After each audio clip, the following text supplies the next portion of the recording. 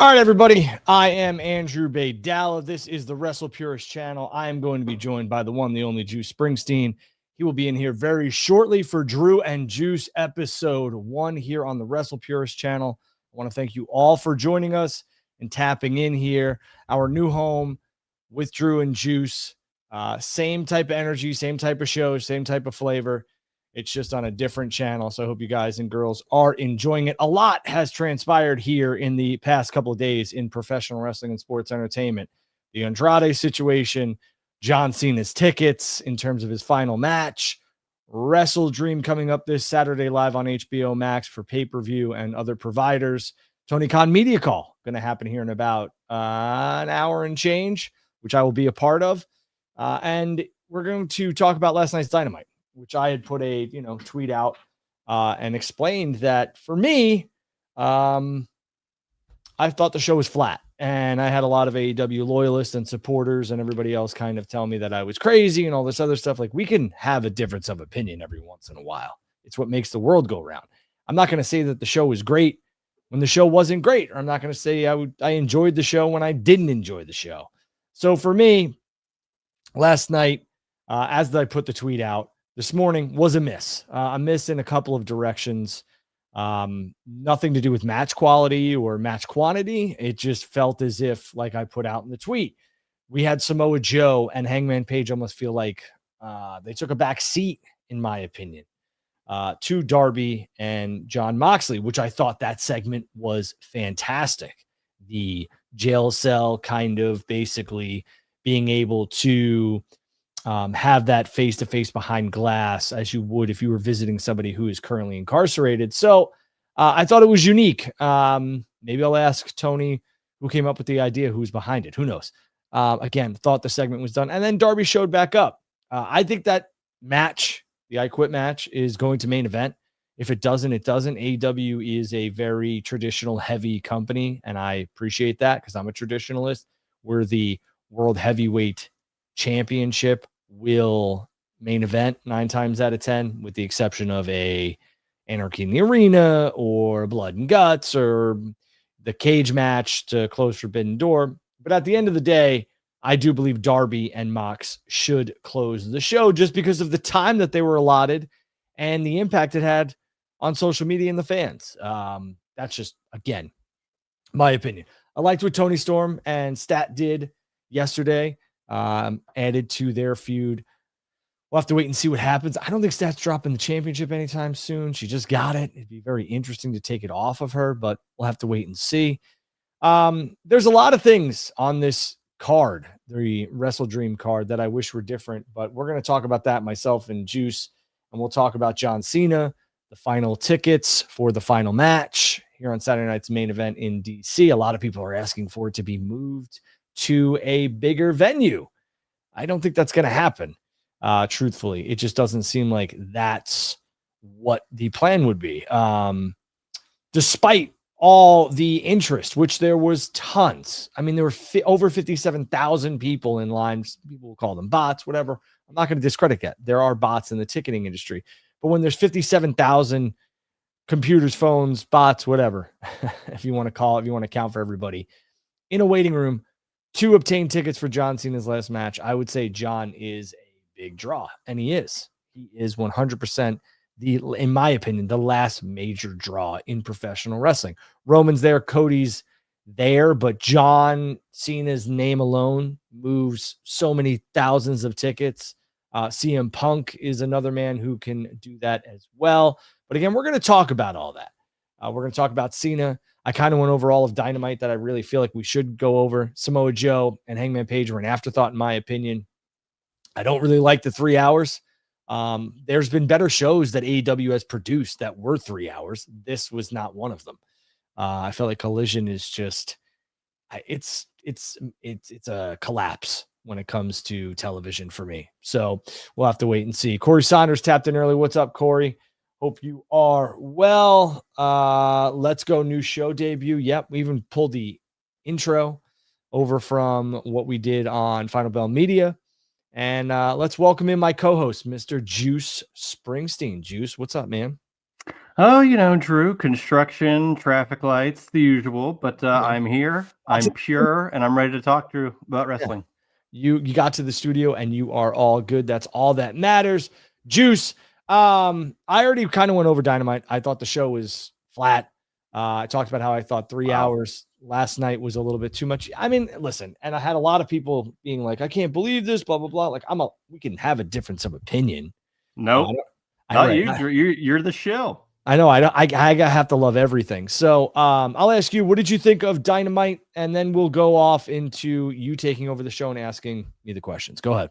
So I enjoyed the Mox Darby stuff, Me and too. yet that wasn't like live necessarily. So to me, it's like, well, it's tough to mess up a pre-tape, and we've been talking about how got to get this match going and get this out of the way and move on.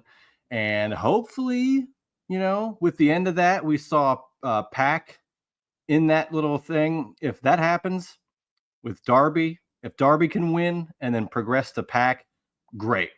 If that's the move, I don't know if Moxley, if Moxley wins this, then I'm really a loss for words. You know what's interesting, Juice, is, Darby said, how many times I've thought about joining the Death Riders, he eats me alive and all this other stuff. And I kind of felt like that was the way they were going to go with this, the cancer from within when Daniel Garcia joined and then all this other stuff. But it seems like they maybe put it on pause, or that was never the direction, truthfully. But I will say that, again, Pac really did steal that segment at the end, really blooding up Darby and everything else like that. I'm kind of over, even though this segment was very good. I mean, it was it was the highlight of the show. I am over Darby and Mox at this point. I think this needs to be the final nail in the coffin, and we need to move on. I do think this was a little backwards too. I don't mind the coffin match being first, Right. but normally, and again, we can go against the grain, but normally, casket match, coffin match, whatever you want to call it, would close or end a feud unless you're getting to a Hell in a Cell or whatever they want to call it, a cage match, whatever. I don't hate the I Quit match because neither of these men really you can imagine saying I quit. And I think this could be a throwback to the Rumble where we have an audio recording of somebody saying I quit. I think Darby is going to play the role of Mick Foley here. Shocker. Hopefully it turns out a little bit better for him. Well, I mean, I don't know what these two aren't going to do to try and beat each other. So exactly. And yeah, you're right. Unless you're the Undertaker, where the casket match is one of many matches you go through in a feud. I do agree, though. This I Quit match, I think I brought it up before, maybe not with you, but this I Quit match, because, even in kayfabe, I'm like, I don't know who would, conceivably actually say I quit. The first one of these matches to have that feel since, to me, JBL John Cena Judgment Day 2005, because I was like, JBL is on the run of his lifetime, even though he just lost the title. I don't see him quitting, and Cena just won, and I know he's definitely not quitting. And that match was great looking back at it, and I believe it was in Minnesota as well. Yeah, yep. 20 years ago. Yeah. Again, I mean, whatever they want, whatever callbacks they want to call back to, I think that the most relatable, most notable one would be The Rock and Foley in 99, I believe it was, the 99 Rumble. Yep. The one that was featured on Beyond the Mat. Yeah. So again, they're going to do their own twists and turns, obviously, as only AEW can. But back then, when you were watching as a 14 or 15-year-old kid like I was, it was interesting to watch that type of gore from WWF at the time. That's one word for it. Yeah. So, I mean, and not really understanding the ramifications of those things because you're only 14, 15 years old, how much that really took a toll on not only Mick Foley, his family, and Dwayne Johnson. I mean, realistically, like The Rock, has talked about it, he felt terrible. He felt like he killed the guy. So we'll have to wait and see. But I think Darby and Mox are going to take it to that level. That's why I think the match has to main event, Juice. I understand the traditionalists and everybody else, and I'm one of them, wanting the AEW World Heavyweight Championship to be the main event all the time of a major pay-per-view. But at this point, Juice, I'm going to keep it 100, as the kids now are saying, because I'm old. Actually, if you were a kid now, you'd say they're keeping it 6-7. Oh, please, if my son sees this, he gets in so much trouble because I'm like, it's mindless. Don't say that crap. So Jackson dad didn't say it. Listen, I don't know how you're going to follow this. If it opens, fine, because the rest of the pay-per-view can kind of have its own flow. But if you are going to middle this or semi-main event this match, and we're all expecting this gore fest, good luck following it. And I would hate to be Joe and Hangman. So, and they felt like an afterthought. So, right. And there have been multiple, matches in the past on certain pay-per-views that have had, to quote you, the gore factor or whatnot. And it's like after that match, anything following that is rough because all anyone talks about during the rest of that show, after the show, and up until the next Dynamite is, can you believe this happened? Right. And you don't want the rest of the show to be ignored for something like that. I mean, so it should go on last without a title. Go back and watch Dynamite. I mean, we're gonna keep it honest here. I felt that Samoa Joe and Hangman Page were an afterthought. This show is all about Darby and Mox, and Josh Eisenberg just said that sold him on the pay-per-view. And for a pay-per-view that isn't loaded, in my opinion, like it normally is, there's some matches on there that don't get me wrong, I definitely want to see, but the Darby Mox thing took it to a different level because 2 weeks ago I couldn't care. I couldn't care less about watching this. I couldn't. So for me, it's like sitting back and now all of a sudden I was very much invested in Joe and Hanger. And Joe and Hanger this week, I was like, okay, whatever. Because Joe had a good promo. Hangman, rebutted. But I mean, the focal point of Dynamite was Mox and Darby, and they made me care. They made me want to watch this match and see what they're going to do. Because 2 weeks ago at Daly's place, that Molotov cocktail spot and the clunkiness of everything I was just like, man, who knows? But they fixed it. Man. Juice. It's funny because I saw some people just your light critique of Dynamite, and people are like, wow, if Baydala doesn't like it, it must have been terrible. Yeah, and I mean, like, I'm not going to love everything. I thought somebody, I can't remember who it was. I think it was this guy named Suzuki, who's actually really nice and really fun to interact with on X, which is a breath of fresh air at times. It was like, so you only like the promo segments? And it's like, well, sometimes, that's 50% of professional wrestling. So yeah. I like the promo segment. Not everything can be a live match. There has to be something else. And Kenny Omega being omitted from this card is a strange one, considering there's no MJF, there's no Swerve Strickland, there's no Will Ospreay. I mean, there's no Copeland, there's no Christian. Like Omega seems like a layup. And there's no injury to say. I mean, he worked. He worked yesterday. If a guy could work Dynamite, put him on Wrestle Dream. And some people are like, well, what program is it? That's not my job. My job is to fully sit back and say, this guy should be on the card. Now, I could give you, constructive criticism. 2 weeks ago, you probably should have had Kenny in a build, not just put him in some 6-man, $1,000, $5,000, $100,000 tag match. Like that's which my we're problem. Going to see at Wrestle Dream, the $500,000 match. The Bucks need the money. So there you go. I know.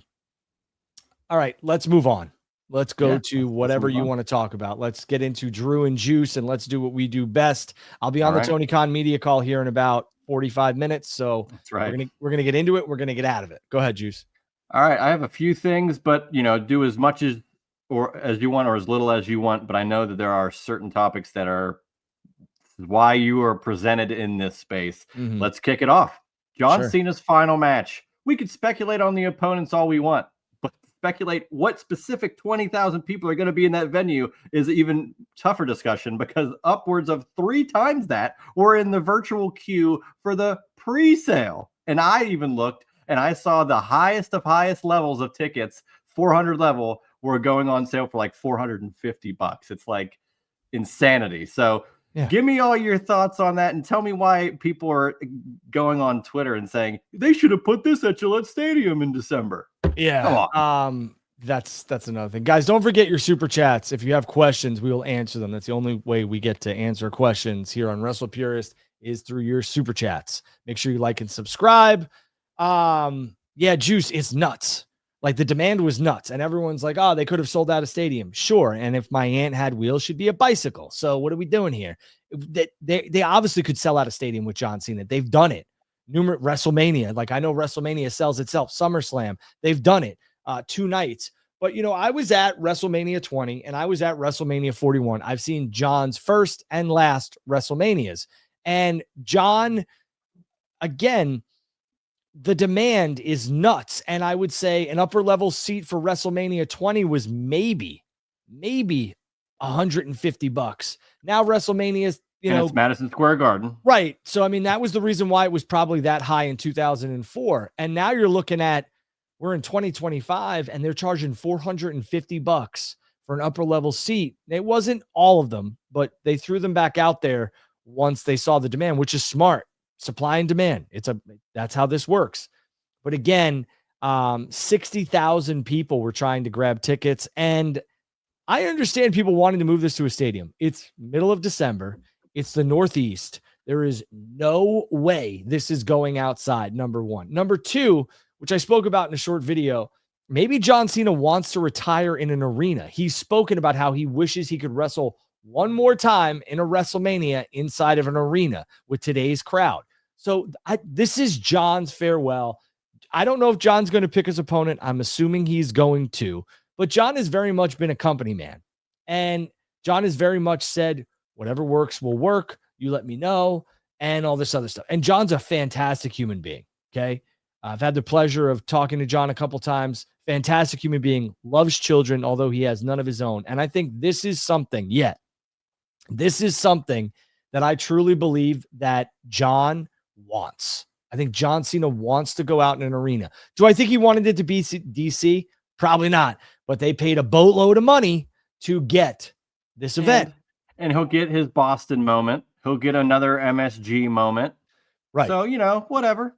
Yeah. I'm sure that was presented to him as, hey, we don't know where we're having Saturday night's main event for your last match, but we can get you these marquee things that I'm sure you wanted to cross off. Yeah, we'll get Madison Square Garden. We'll get TD Garden, and then we will, put Saturday night's main event in a place that's going to pay us the most amount of money. Because Boston was the time and the place for a long time. I talked to people who were in government, city officials, and they were making bids for it, and they thought they had it. And there was some other things that WWE wanted, and the city of Boston and the Travel and Tourism Board, I don't think could give them. It wasn't financially. It was they wanted Friday Night SmackDown. They wanted a Taker show, which you now see has come to fruition there in DC. And it's just something that I don't think at that time TD Garden could do. And the money from DC was far and above what Boston had offered or had, a light agreement to. Regardless, people in Peacock, NBCU, believed that it was going to be in Boston. So everything kind of flipped. 60,000 people want to go see John Cena's last match. It's not shocking. John is the last major draw, in my opinion, in professional wrestling. Once John is gone, I don't believe there'll be another one. Roman's teetering, but John sells, I think, 10 to 15,000 seats just on his name alone. People want to come see John Cena. So CM Punk's there too, but it's not as high as John. The prices, I understand where people are losing their minds on it, but I mean, it's the complete industry right now as a whole. Yeah, what do you expect? It's not, I name any other star in their last match. It's John Cena. Sure. And it's very clear, and you brought this up to stick firm, and I agree that this is it. He's not going to go back on it. There's not going to be a WrestleMania thing. Like, he'll show up at those, but he's not going to wrestle at those. And because it's so firm and people do believe him, and why wouldn't you? Because like you said, company man, he will stick with what they want. So I'm sure, if they wanted him to come back, he would do it. But this makes this for sure the last match. And that's why it's such a hot ticket. Yeah. John, listen, again, I haven't spoken to him about this in a long time, but I can tell you that John Cena is a man of his word. And if John says this is it, then this is it. The other thing about John that's very interesting is I could tell you that TKO and the Saudis have probably offered, I could damn sure almost confirm that they have offered him a lot more money to stick around. But John is going to do what he says he's going to do in December. I fully believe is the last time John Cena wrestles. Will John Cena be at WrestleMania 43 in Saudi Arabia? Probably. Will John Cena make appearances in a WWE ring and maybe do something? Absolutely. Is he going to be a brand ambassador and still get paid a lot of money? Probably. Absolutely. But is John going to wrestle again after December 13th? I say no. And I know never say never, but I say no. The other thing too is like moving this, the logistical wise of moving this event is a nightmare. DC paid for it. Where are you going to go? You're going to go to FedEx Field in the middle of December, freezing. Not to mention, there is heavy speculation, and it's almost damn near like confirmed at this point, that the president of the United States is probably going to attend this show. So security is another factor you need to take into the equation. So again, Yeah, that all makes sense. Yeah, listen. John could sell out a stadium, and stop with the narrative that WWE and TKO dropped the ball. They didn't drop the ball. They got paid a lot of money they got paid a lot of money to bring this show to DC, and Capital One Arena wants the event. I think it would take a monumental movement for this to be moved, and I just don't see it. I don't. I'm very tired of seeing the people saying, well, they could have sold out. Of course they could have. The people that say that like act like WWE doesn't know what we could have done. They're fully putting promotional material saying it's going to take place in an arena.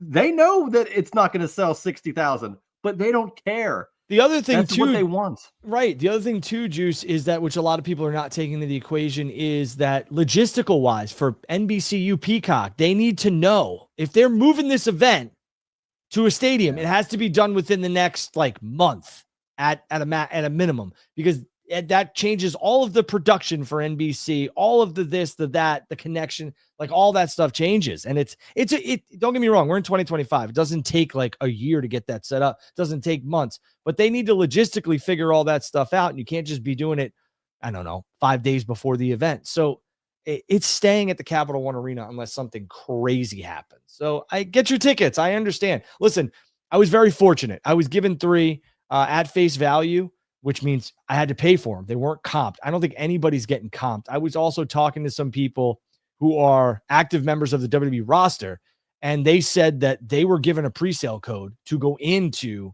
this event and grab them if they were taking friends or family. And they were capped at like 1 or 2. So I'm not going to say that Roman Reigns and Cody Rhodes are on their computer. I'm sure that's a different situation. But I'm talking about some maybe, other talent. I don't know. But it was a very interesting process. One that I haven't really seen where they have a code for Ticketmaster. There's a friends and family pre-sale a lot of the times for the bigger events, for the production workers and stuff like that, so that they can give it to friends and family. So they're not asking for comps because there is none. Maybe Andrade is trying to find a way to get to the show. that was another hot button topic, but yeah, it's interesting. And listen, John deserves all the credit in the world. Great guy, has done insane things for the professional wrestling and sports entertainment business. And I wish him the best. And I'm happy he gets to go out this way. I'm happy that the post that I put out did what it did, because John deserves it. 60,000 people trying to get a seat. It was picked up by a lot of outlets, and I'm glad, because John deserves all the flowers. This is the last real major draw. And again, I said it, stop wishing the greats away. I said that in like 08, 09, when people were like, I'm tired of this shit. Oh, well, you're tired of it now? No.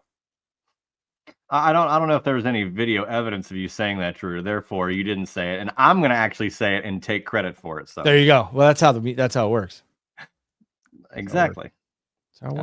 Yeah, it's going to be interesting, man. I'm looking forward to watching it from the comfort of my own couch and not spending astronomical amount of money on it. But I think it's going to be a hell of a spectacle either way. I haven't decided yet whether or not we're going to attend. It all really depends on like the timing of everything, because it's right around Christmas.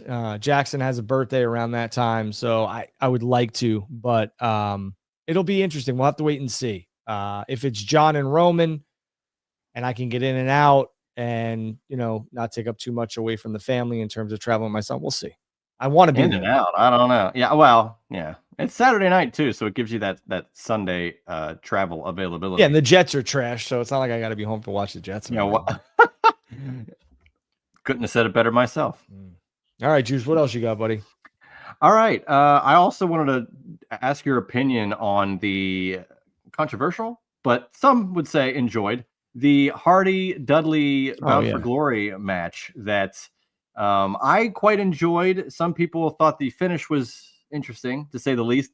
And what I found most interesting was the tweet that Matt Hardy put out there. Don't know if you have the tweet available, but I will read you the part that I felt was most interesting. And it blew up. and he, was just talking about thanking people for the match, but he put in here, not to be disrespectful towards the rest of the amazing roster on this show, but this is the match that set the new attendance record. People cared about the Hardy-Dudley rivalry. Doesn't matter what internet nobodies say on social media. The Hardy Boys sell tickets in 2025. And I mean, the first sentence of that kind of dug the hole by saying not to be disrespectful, but you. I mean, he's not. All right. Well, you knew there was a but coming, and I'm not going to say he's wrong. He's not. I'm just saying that's a bold thing to put out there. He's not. And my point to this was, I fear for the next TNA shows that won't have these legacy acts anchoring it to sell those tickets. Like, what are you going to do? Listen, I first of all, I think Matt's keeping it real, which at times can go wrong. Thank you, Dave Chappelle. But I'm just saying, he's not wrong. I mean, 90% of the people there were to see the Dudleys and the Hardys. And I would believe that the pay-per-view buys and everything else like that were 90% because of the Hardys and the Dudleys and the one last table match. Is it the match of the decade? God, no. Was it nostalgia overload? Yes. Did it sell tickets and pay-per-views? Yes. And at the end of the day, make money, baby. And they did. So Matt's not wrong here. I mean, with all due respect to Mike Santana, big fan, but if you look around that crowd, it's empty when he's raising that championship, which is it's damning. And that's what I fear with it, like going forward, because the Hardys are going to have a run in WWE. I think the Hardys are fully going to have a run going through WrestleMania, into it, whatever, on the main roster shows. And I think that might be it until we get to Saudi, where we can have a Edge and Christian Dudley's Hardys match. But I digress in saying that Matt's not wrong at all. Sorry if that bothers you guys. He's not wrong. Do you fear though that what could happen outside of the NXT TNA joining up? Like, you don't have these legacy acts. It's not going to have another match like that the next pay-per-view. And Juice, why didn't this match main event? Like, me and Jordan talked about this. Why didn't this match main event? I understand that, like, it probably is not your quote unquote main event match, but this was the money match. And a lot of people were like, oh, well, Hogan and Rock didn't main event. And it was like, yeah, that's because in my opinion, it should have. Right. Well, in my opinion, Triple H and Jericho probably politicked to get that match at the main event, because Jericho never main evented a WrestleMania and he was the champion. And I get it. And Triple H coming back and everything else like that. But at the end of the day, let's call a spade a spade. This match should have main evented, because as soon as that match concluded, it looked like people left in droves. So, yeah, and it's just unfortunate, like, in that way. And I also don't think that the finish of the main event after the bell rang really helped at all, because it seemed like a cluster. It did seem like they were at least pushing forth new storylines that would want to, hook the viewer to come in, but some of the viewers weren't even at the arena to see it happen. So I kind of agree. I think the legacy match should have concluded the show. And, people would have bitched about it either way, but I did feel that Matt Hardy putting it out there, it's like, this is the truth. And, what are you going to do? The Hardys are still a draw, and I think they are going to go to WWE. Listen, the Hardys and Dudleys, probably, like I said, I would say that they sold 5,000 to 6,000 seats on their own. And that was 7,000 that they said. So that's a rough attendance without them, if that's the case, Listen, all the respect in the world to the TNA NXT guys and girls, but without them on this card, I don't think they do 5,000. I think the pay-per-view buys are down. We have those numbers yet on the pay-per-view buys? No. Okay. I'm sure they're very good. I mean, I know a lot of people who don't. It's TNA Plus, and I believe Thriller, I think. Isn't it Triller, whatever the hell it is, Thriller, whatever. Who gives a shit? They're almost bankrupt. At the end of the day, like, the numbers will be the numbers, but I think it's going to do well, because I was talking to a lot of people who don't normally buy the pay-per-views, and they did. So, and I'm one of them. Me and Mr. Blake Mitchmore split the pay-per-view. Love to see it. And we don't normally buy TNA pay-per-views, but we did. So we bought the last two. Probably be the last two I buy. But that's that. See, and I thought Matt Hardy's tweet was damning. That is damning. I mean, I think it's going to be the last 2 I purchased. Well, I mean, you never know. You don't know. You don't know what's going to happen. Know. Anything can happen until. Listen, I'll say AEW needs to figure themselves out with the pay-per-view stuff here as well. I mean, $50 for a pay-per-view. Steep.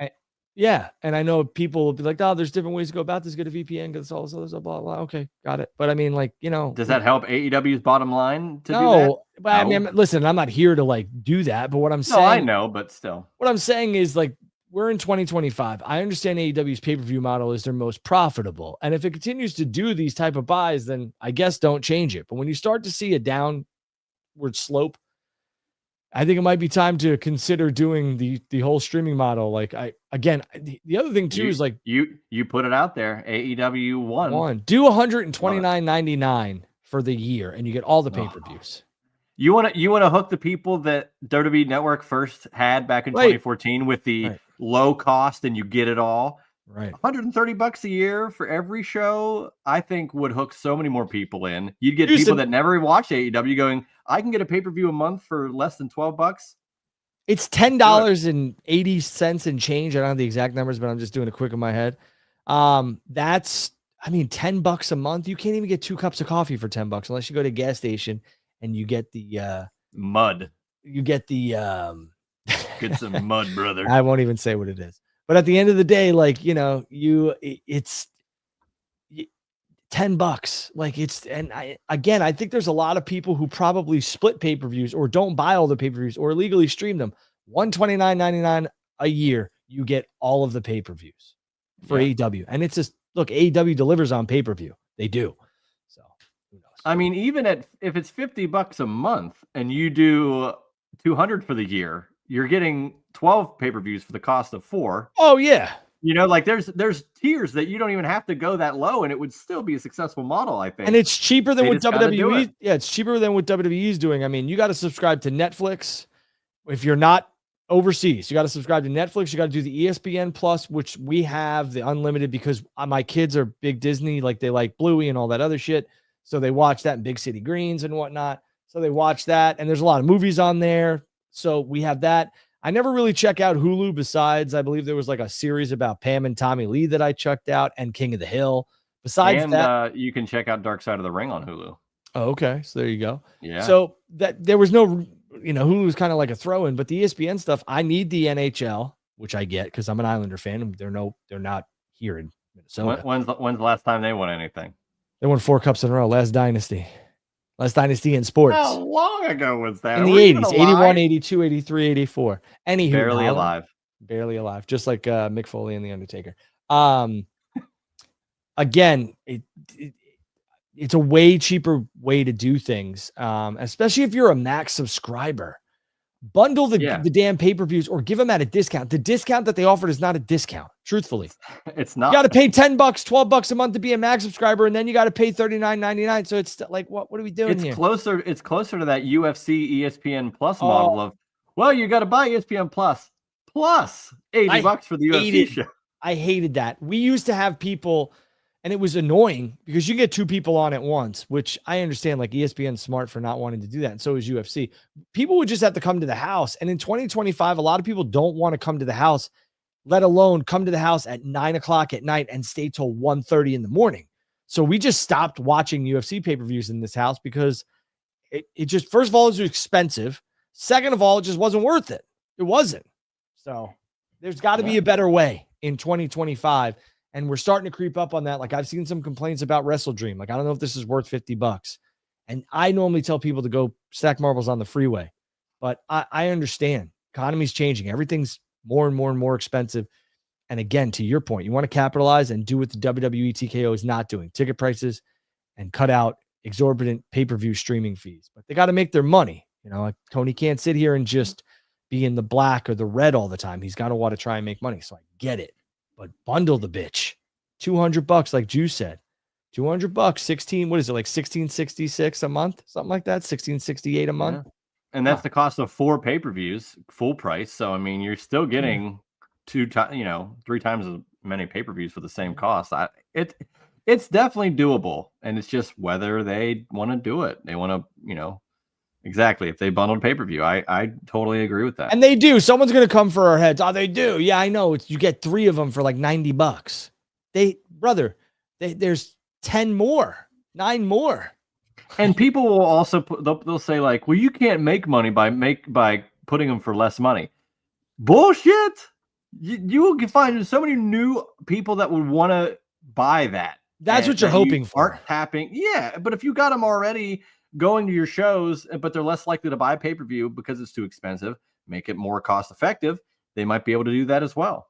They're not going to change anything because just like the WWE, the ticket price bubble and the popularity of them right now, they're not going to change their ticket prices because people are paying it. When people stop, the demand stops, then they'll have to adjust. Same thing goes with AEW and their pay-per-view model. If they're going to average 110 to 150 buys on their pay-per-views, they're not going to change it because that's printing money. And at the end of the day, I get it, but there will be a point where this bubble pops, not only for WWE, for their ticket prices and the demand for their product, but for AEW and the pay-per-view as well. Because now this quote unquote war that everybody wants to pretend like they're having with talent exchanges and this and that, that's not it. It's distribution, and it's what they're doing is putting a stranglehold on people's wallets, that being WWE and TKO and UFC, because if you want to see our shit, you got to subscribe across the board. And it's not just one subscription fee, it's like 6. So again, people's wallets are being affected, and I hope AEW, once things start to maybe they see a little bit of a decline, takes a different approach. Make your money, though. I'm glad we're not going to war, because I know that you said earlier this week that you won't be participating in said war, so I won't be asking for your bayonet. Well, it's interesting, Juice. Like some people were, I don't remember who it was, but they sent me a clip, and it was like, dude, guys like SRS and Baydala, who have a lot of influence in this community, need to stop laying down and go to war against this conglomerate of TKO and WWE. Like, what are you talking about, dude? Like, relax yourself. This is an escape from reality. What would even happen? Nothing. The other thing too is that what could possibly be gained from, like, if doing what they're saying to do, like, hey, you guys have influence, so you should stop covering WWE. Like, nothing is gained from who cares that much? Who cares that much? Well, a lot of people do, but you shouldn't. I mean, listen, reality.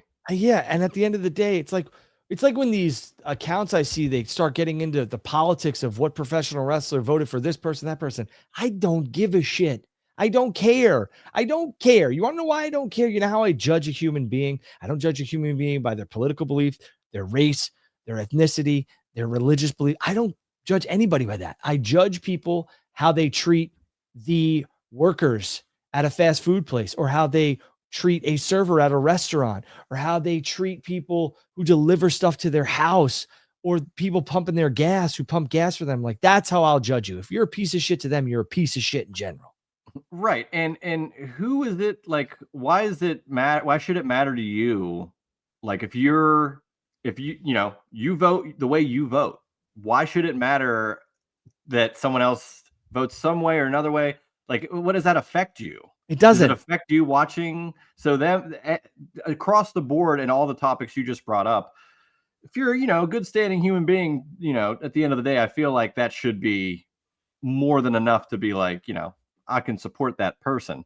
And you're perfectly also allowed to not support said individuals or companies if you don't want to. But to tell people that they should because of one thing that you don't agree with, that's ridiculous. Yeah, I mean, just leave politics out of professional. Leave politics out of anything, dude. Like, there's enough of that crap all over TV and all over the airwaves and social media and everything else like that. Like, I don't care. I don't care who you voted for. I don't care who you like. I don't care. I want to watch you interact with other people who are providing you a service, or who are just regular human beings out in the wild. Like, be nice to the people. Let me see you be nice to the people serving you your coffee at wherever you go. If you're a piece of crap to them, you're always going to be a piece of crap. You're just a miserable bastard.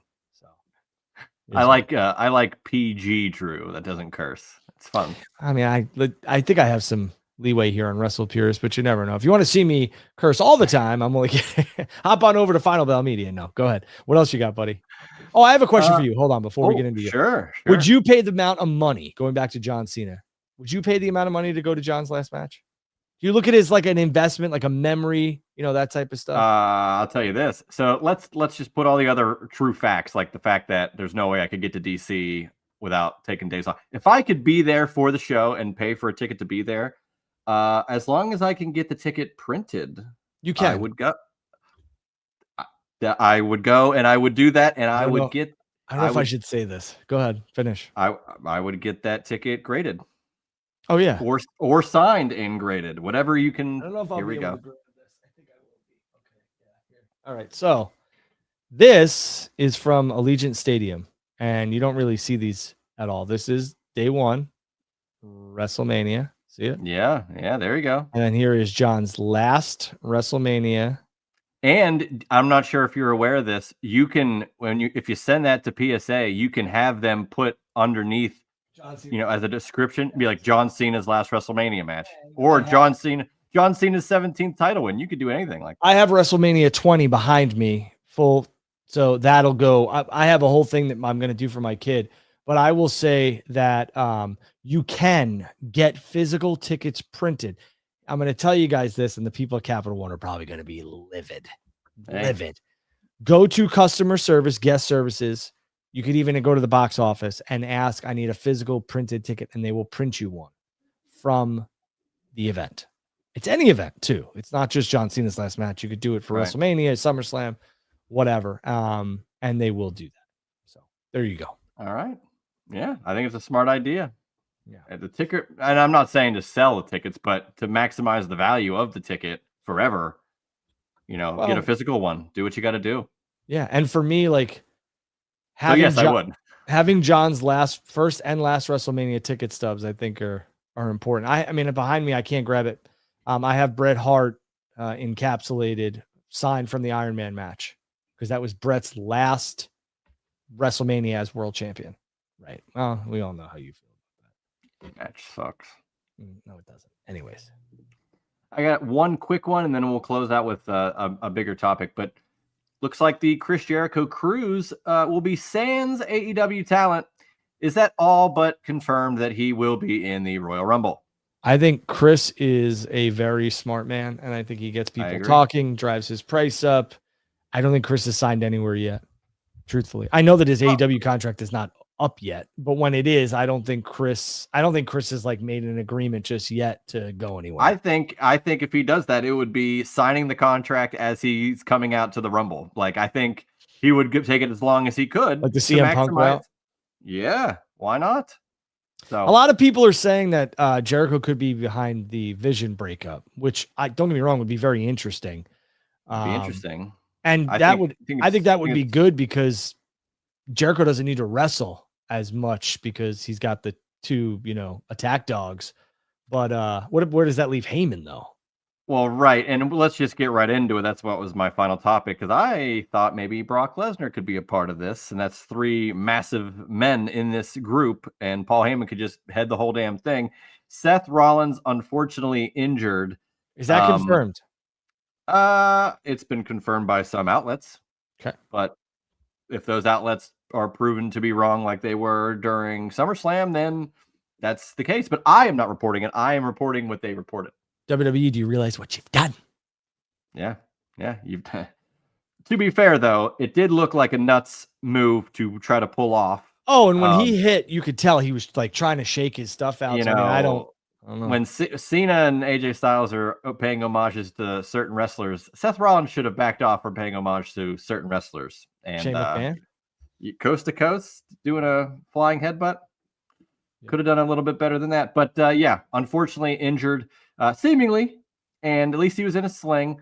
I just can't help but feel for the guy. I don't know if injury prone is the right term, but he has come up in a lot of big moments as world champion or close to it, and then gets put on the shelf. And unfortunately for him, that means he might not be champion. Do you see a opportunity here for a Braun Breaker or even a Bronson Reed to step up and be the leader of this group and be champion? Or if not, who do you personally see as the next world heavyweight champion?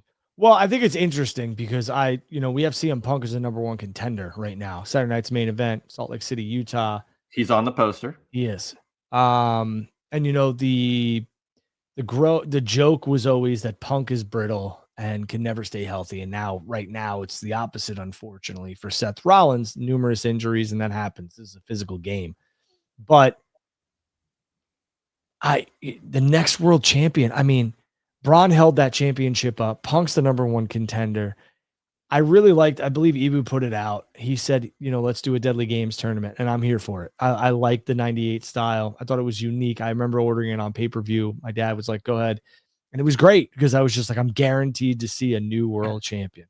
Vince Russo's magnum opus when it comes to booking. Yes. And again, like, they did certain things to fit the 3-hour time allotment. There was, a buy, there was a quick finish, there was this, there was that. So do you think that works though for Survivor Series, or no, that was my some other show? Yeah, that was my next point. I think that Saturday night's main event should be that. Well, let's get 5 matches on Saturday night's main event or 6 matches, however many it would need to have the proper alignment of talent and matches in the tournament, and have the new world champion crown there. That way at Survivor Series, since the focal point is always War Games, you could still have it. But I would love to see like Punk get a bye to the semifinals or whatever, just because he wanted the number one contenders match, and then line up, 4 other talents to have qualifying matches, and then the winner's crowned at the end of the night. Again, that would make me want to subscribe back to Peacock, because I let Peacock lapse for now because there's no exclusivity with the NFL playoff game or whatever. There was really no point for me to have it. The Jets aren't making the playoffs anytime soon. Right. Why do you need to watch that exclusively? And the paper was a fun show, but I'll resubscribe in December to see John, and then if I'm not at the event, and then I'll just watch as many as I can within that month time frame. But a tournament to crown a new world champion, I would definitely subscribe to Peacock for that night. So yeah, I think it's an interesting scenario. And of course, it's always unfortunate for a wrestler to get injured, especially when you're a champion, especially when it's happened before.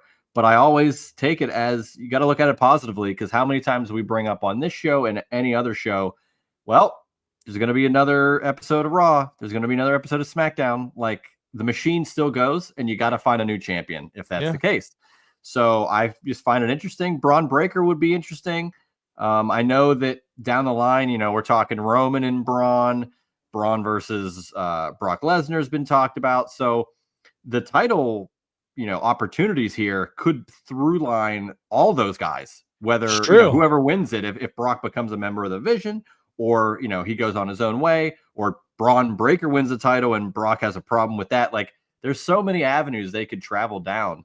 And even though it's an unfortunate injury, I do think it makes it a little bit more intriguing now, because they have to figure out what to do. Back against the wall, sometimes your creative decisions rise to the level that you're, unfamiliar with. So absolutely, good challenge. Yeah. And we'll have to wait and see. I would love to see that type of tournament stuff. If we do get Seth Rollins without an official injury diagnosis or designation, taking on CM Punk in a quick match at Saturday night's main event, maybe Braun Breaker spears him mid-match and we get a 1-2-3, and Punk's kind of like, man, this sucks, but I'll take the championship and I'm going to come after you next or whatever.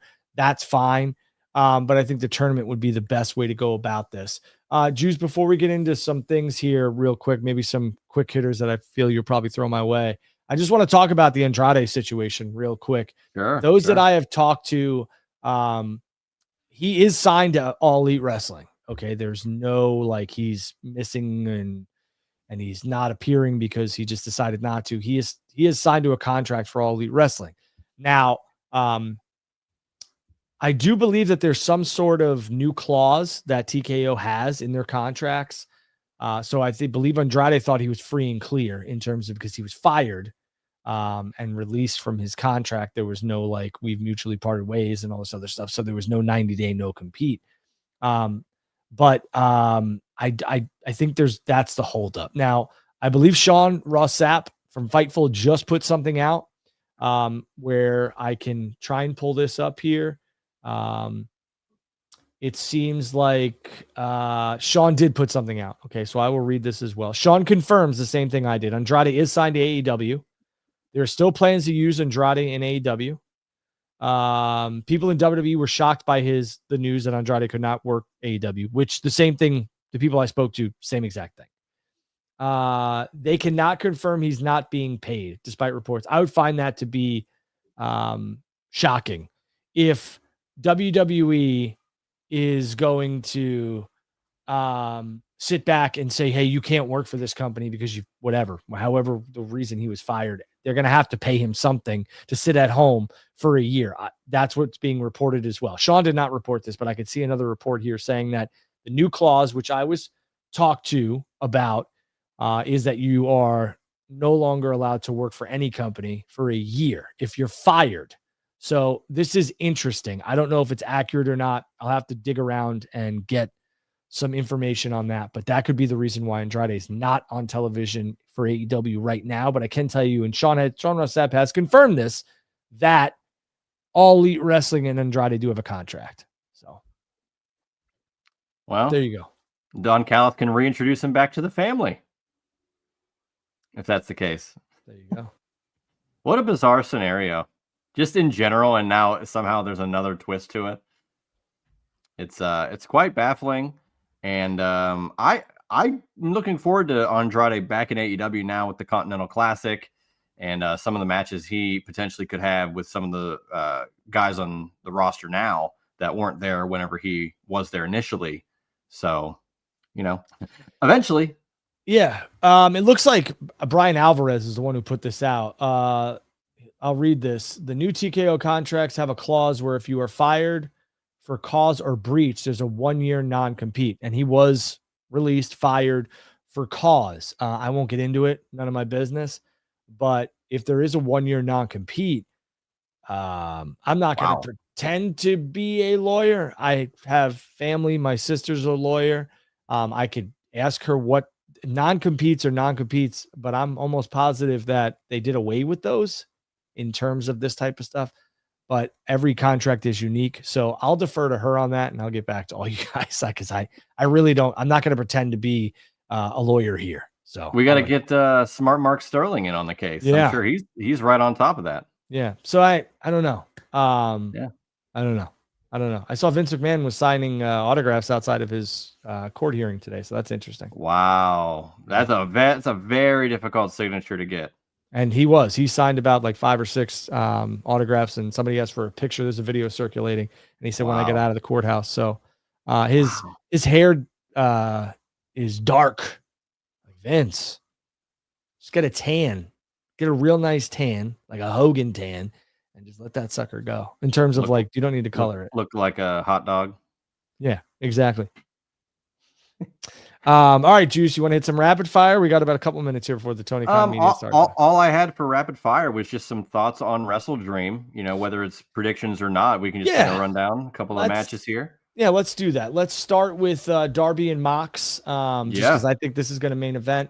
I believe that this will be a situation where I think Darby's going to get the victory. I do. I hope so too. Like I said, I hope something with Pac is the next move. I don't know if that means Mox goes away for a while, because I kind of think it'll be needed. Because even just on screen isn't enough for me, because he's been on screen every week for how long, and he's done a fine job. But at some point, absence will make the heart grow fonder, and it'll be nice to see him get out of there. And Darby needs the win. I would wager more than John Moxley, especially since the beatdown. Like he's basically saying, you can't kill me. So what are you going to have to do to beat me? You have to kill me. And I don't think John's going to pull the trigger on that, because at the end of the day, the Death Riders are such a unique character group, Moxley's group, because they're not trying to kill AEW. They're not. So if they kill the heart and soul of AEW, which is Darby Allin, in my opinion, that would be tough, really tough. So we'll have to see. The biggest flag bearer for AEW has been Darby Allin. Literally at Mount Everest. There you go. Let's talk about Hangman Page and Samoa Joe, singles match for the AEW World Heavyweight Championship. I'd love to see Joe get a run. I think Joe's run as World Heavyweight Champion was very underrated. I think Joe's a great champion, and I think he stepped up in a time where they needed him the most. Punk was out the door. There was a lot of stuff left on the table with CM Punk, MJF, et cetera, and Joe stepped up and did a hell of a job. I'd love to see it, but I don't think they're taking the championship off of Hangman Page. Juice? I agree. Hangman will win. Is this the match, or will there be any match where we see the return of one Maxwell Jacob Friedman, or is it too early? Well, no, I mean, he could announce that he wants the title shot, and he's got to announce it 7 days prior, something like that. So Yeah, he'll come back as the devil. There you go. Let's talk about Chris Statlander and Timeless Tony Storm. Who do you got here? I kind of think Chris Statlander is going to retain. I like that she won it in a fatal 4-way to where Tony didn't lose, but now you get that one-on-one anyway. Best of both worlds. And I foresee a great match. I really, of course, Tony Storm, doesn't need my endorsement, but Chris Statlander has been a dog for as long as she's been in AEW. And I'm glad to see her get this run. Like to see her get a clean win on Tony on pay-per-view. That'd be one hell of a statement. Yeah, I think Stat wins here, and she ends up losing the championship to Monet in Jersey. Oh my God! Just saying. Ultimo. Monet. Let's talk quickly about Fletcher and Briscoe, and I got to get on this Tony Khan media call. I'm going to go with Fletcher. I think Fletcher's rise continues. I think Briscoe is a great opponent for Fletcher to get back. He had a great opponent at All Out, that being Kyle Fletcher in Hangman Page, and he had a great showing. But I will say that I believe this is the match you see MJF return. Oh, that'd be interesting. I like Kyle Fletcher too, but bring back MJF into the fold. I think every episode of TV is that much more interesting. I do want to ask you, is this the time for Okada and Takeshita to finally split? Does it happen in this match? I was going to say, let's talk about the tag team championship match. I like Brodito. I feel like this card especially is missing a lot of heavy hitters. And I do think that if this was the route we were going to go, we put the tag titles on Brodito, they get a couple wins and we establish them, everything else like that. Fine. The Okada Takeshita split is coming. I think this is a good way, but realistically, Copeland and Christian, FTR, the Young Bucks, how they're not all circling the tag team titles at this point is nuts. It's just nuts. And if Copeland, which was in the works to go take some time off and film, I just wish this was done a little bit differently. Truthfully, Juice. Yeah. Jurassic Express, Young Bucks. Do we see the team finally back winning a match, or the Young Bucks get this money that they so desperately crave? I'm gonna go with the Young Bucks here. I can see Express Jurassic Express winning and then throwing some cash into the crowd. So and the Young Bucks running through the crowd to try to grab it. So yeah, I can see that. All right, Juice, where can everyone like, subscribe, and follow you, my man? At Juicy Steen on Twitter, at Juicy Wrestling Closet on Instagram, and you can check out the Juice Box with Juice Springsteen every Friday. We'll have Wrestle Dream predictions in full this week, and of course, you can check me out right here, Drew and Juice, every Thursday, right here on Wrestle Purist. That's right. I'm at Andrew Baydala on X. It's right there below. Make sure you guys like, subscribe, and follow the Wrestle Purist channel. Make sure you hit the thumbs up on this video. Episode 1 of Drew and Juice is in the books. We appreciate you all for joining us. Thank you to Josh. I saw some other people. Hannibal. Hope you guys are well. I'm going to head over to the Tony Khan media call. Check out my X for updates on that. And we'll see you guys and girls next Thursday for Drew and Juice. See ya.